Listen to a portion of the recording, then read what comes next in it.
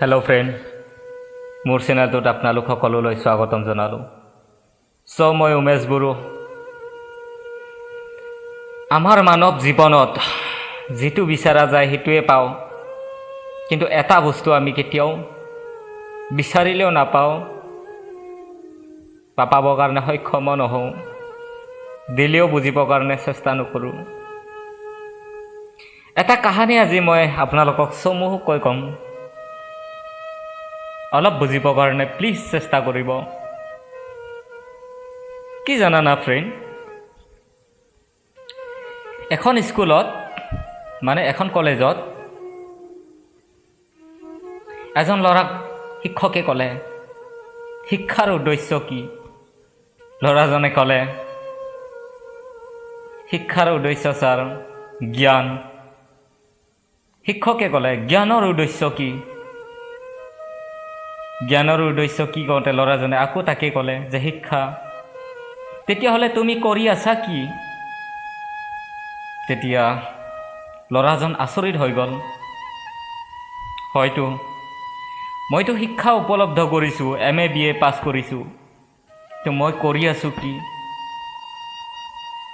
তেতিয়া ল'ৰাজনৰ ব্ৰেইনত অলপ কথা সোমাল যে ছাৰ, জীৱনটোততো মই একো কৰিব পৰা নাই, কিন্তু মই এটা কাম কৰি আছোঁ ছাৰ। তেতিয়া শিক্ষকে ক'লে, কোৱাচোন কি কাম কৰি আছা?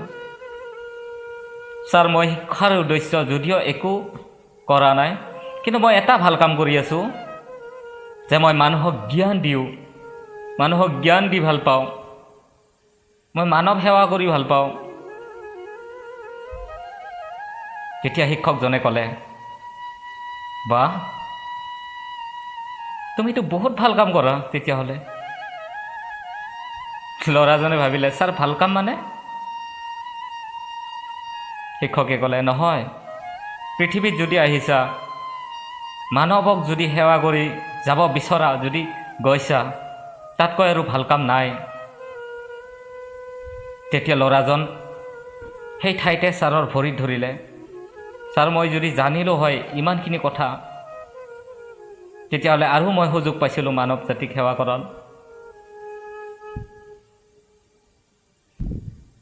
তেতিয়া শিক্ষকে ক'লে, চোৱা, জীৱনত সকলো বস্তু পাবা, গাড়ী মটৰ সা সম্পত্তি যিটো বিচৰা সেইটো পাবা, কিন্তু মানুহক শিক্ষা দিবৰ কাৰণে বহুত কম মানুহে পাবা।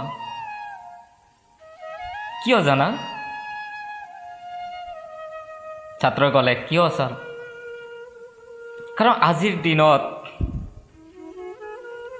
যিমানবোৰ মানুহ হয়, পৃথিৱীখনত মানুহ আছে, এই পৃথিৱীত অল্ডত চব নিজৰ কথা ভাবে, আনৰ কথা কেতিয়াও নাভাবে। যেতিয়া তোমাৰ ঘৰখনত খাবা নাই, তোমাক হাঁহিব আহিব, এমুঠি দিবৰ কাৰণে কোনেও নাহে। চৰকাৰে আনকি তোমাক ক'ব আহিব ভোট দিবা, তাৰপিছতহে তোমাক চাউল দিব। মানৱ জাতিৰ সেৱা, তুমি যেতিয়া ভগৱানৰ ওচৰত যাবা, তেতিয়ালৈকে তোমাৰ পৰিণাম থাকিব।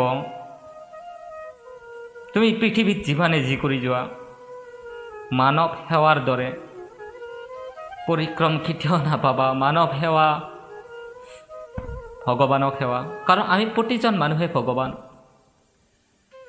প্ৰতিজন মানুহৰ লগতে আত্মা আছে। ভগৱানে সেইটো কোৱা নাই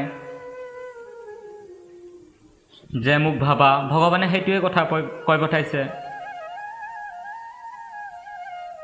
প্ৰত্যেকজন মানুহকে তুমি ভগৱান বুলি ভাবা, হয়তো তোমাৰ মনত নিশ্চয় ভগৱান আহি সোমাব,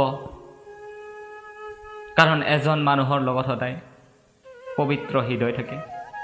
সেই পবিত্ৰ হৃদয়খনে হৈছে ভগৱান, বিষ্ণু, শিৱ। গতিকে তাক পূজা কৰা উচিত। আমি যাক ভাল লাগে তাক সহায় কৰা উচিত।